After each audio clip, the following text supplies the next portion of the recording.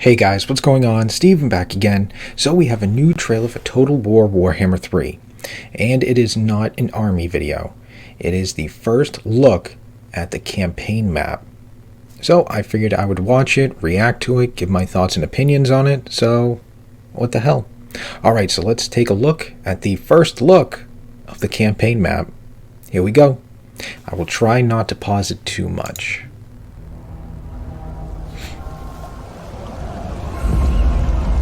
So where are we heading to first? Beyond Reichland, Ostermark, and the reach of the Empire stands a frozen bulwark. Kislev, a fractured kingdom besieged from within and without by enemies of ID. Wow, that actually looks really cool looking. I like that. Seeing the, whatchamacallit, I don't know, icon, base icon, fortress icon, whatever you want to call this, looks really cool. I do like the, the ice over the, what I'm assuming, main castle in that area. So that does look really cool looking. Ideology and chaos. Tsarina Katerin, daughter of Tsar Boris the Beloved, rules from the peaks of the Boka Palace in the city of Kislev. The Ice Queen must lean heavily on her ice court if she means to bring order and security to these turbulent lands.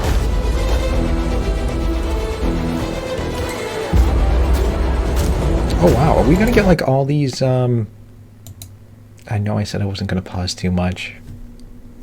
Sorry. Yeah, I wonder what all these guys walking around are. Diplomats? Because that doesn't look like it would represent an army. I mean, maybe it would. Usually they got the banner over their heads and stuff like that, but maybe they just removed it just for this video here. I think it'd be kind of cool if that was like a diplomat walking to point A to point B to,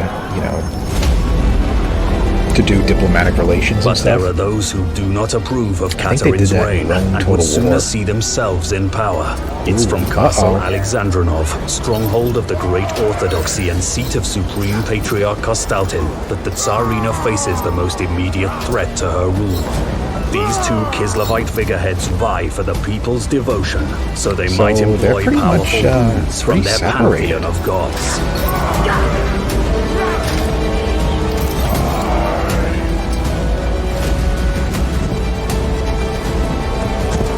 Oh wow, look at the giant bear. See, what is all, I wonder what all these things are just walking around and stuff. I wonder if these represent armies or what.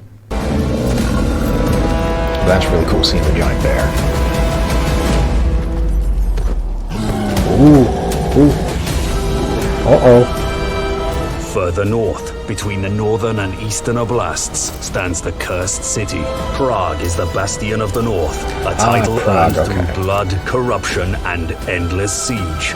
A dying, tainted beast thrashing against the inevitability of its fate. Here comes that bloodthirster. The Cursed City.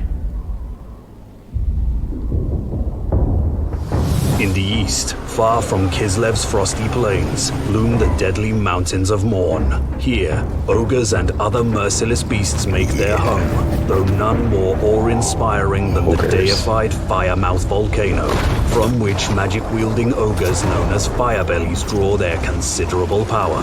Yeah, see, those would be pretty interesting. Those are new. I've never seen those before. Those are not in the game when I played.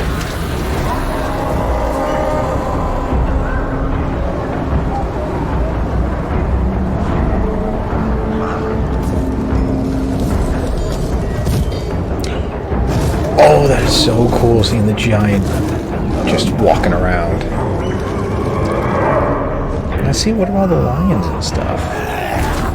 On the winding ivory road, the great hall of Greasus can be smelt before seen.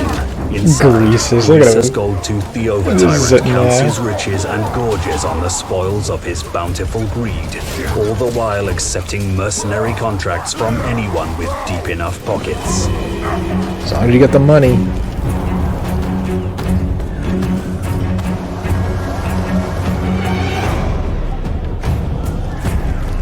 Further east, straddling the border between the Mountains of Morn and Grand Cathay, is the narrow Worm Pass. There he is. Far from home, Scrag the Slaughterer and his insane rabble have pilgrimaged from the west to pay tribute to the Great Maw, their violent god. Yeah, if I play ogres, Scrag drags behind him I'm playing as Scrag first. Bloody offerings to feed the beast in exchange for sinister rewards.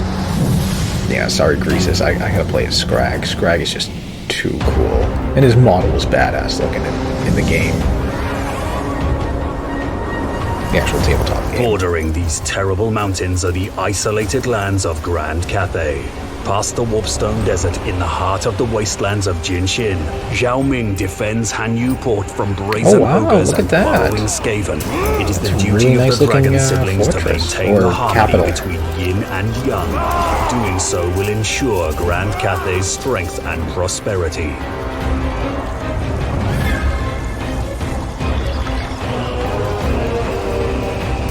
Would not want to sail in there though.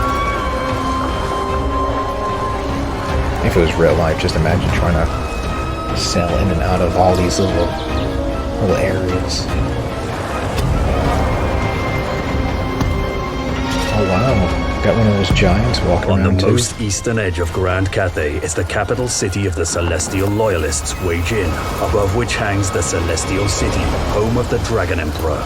With the turn of the Wu Jin compass, the Dragon Emperor's children can carve out Cathay's fate, economic powerhouse or machine of war. That is impressive. The compass decides. The Great Bastion snakes and weaves across miles of country, physically separating Grand Cathay from the chaos wastes beyond. For centuries has this wall stood firm, repelling legions upon legions of twisted demons and foul chaos worshippers. I actually kind of hope that is actually in the game, and this isn't just like, you know, just to make it, instead of it just flying around, you know, just an empty map and stuff like that. I kind of hope like we get these little animations and stuff like that, like you know, Nurgle and like some plague berries, you know, trying to charge the gate and the wall and stuff like that. Even if it doesn't do anything, just to have that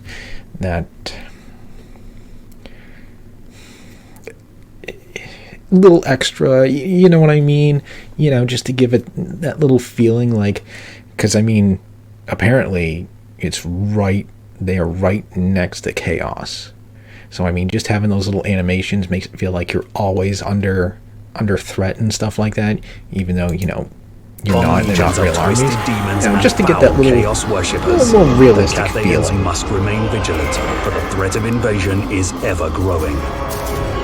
Past the lands of stone and steel is Gunpowder Road, home of Nangao and Miaoying. From here, the Storm Dragon rules the northern provinces and garrisons the Great Bastion. To fund such a task, she dispatches caravans along the Ivory Road, trading with distant lands beyond the mountains. Hers is the task of unending stewardship, for if the Bastion falls, it's the people who suffer. Damn. Okay, so there we go. There is the campaign map. That was actually really interesting to learn all about the campaign map and everything like that, seeing the new models and areas and what the little fortresses and capitals look like. I really like that Kislev one. That Kislev one looked really cool, seeing the what do they call it? Just covered in ice and frost and stuff like that. That looked really cool. Yeah, then we got the ogres. Fire bellies look really cool. I can't wait to see how they play, because like I said, when I played tabletop, they did not have those. There was none of those. Hunters, butchers, tyrants, iron guts, bulls, lead belchers. I'm trying to remember what other units there was. Gorgers, yetis. What else? I can't remember what else. I don't think there was any cavalry. I'm pretty sure there was no cavalry or anything like that. Yeah, I can't remember what other units there was. That might have been actually it. that could have been it for the Ogre Kingdom army back when I played. So, but yeah, I think we're gonna have to play. When I get around to playing ogres, once I decide what army I'm going to play first, because I can't decide, when I get around to playing ogres, yeah, I'm going to have to play a Scrag, because, I mean, come on. He looks so badass. I just want to see him dragging around that cauldron and everything like that. It just looks so badass. It looks so cool. I mean, yeah. And plus, I believe some of his lore, if I remember correctly, I think he was like a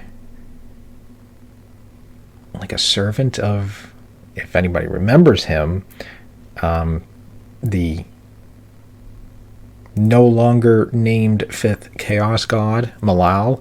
I thought, if I remember correctly, he was like a worshiper of him or something. I remember reading something back in the Codex when they first came out, that I thought he was like some sort of, he worshipped him, or he was like a servant of him, because there was things, even though when I played, Malal was not around, there was still references of him.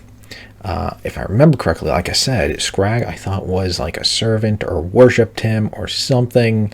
And then also in 40K, when you played Chaos Space Marines, there was a weapon. I don't know if it's still there or not.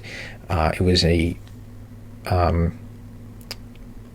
not magical weapon, but like an extra item you could pay, pay for extra gear. I wish I had my old Chaos Codex. War gear. Yeah, war gear you could get.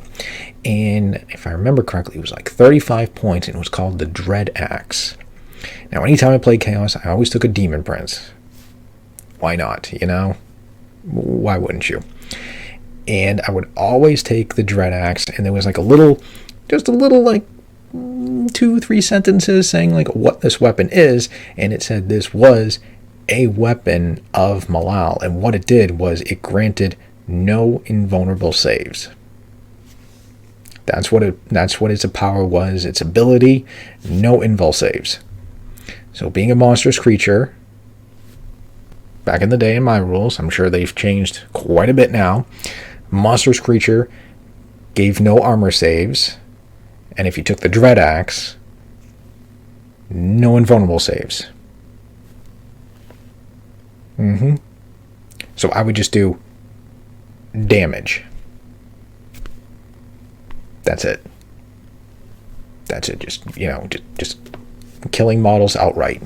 And that was a weapon of Malal, because it said, this was forged from Malal, or this was a weapon carried by someone of Malal and stuff like that. So I know he's not around anymore. They supposedly renamed it Malice or something like that. After the whole falling out of whatever happened. It was a pretty interesting idea and stuff like that. Another Chaos God that was basically against all the other Chaos Gods, even though, I guess, how'd it go? The 4 Chaos Gods will eventually work together, if there is like a chosen one like Archeon and stuff like that, they would grant their powers and stuff to him. I guess Malal would be like, no, I'm not working with you at all, no matter what. So yeah, that used to be that. But yeah, I do like the ogres.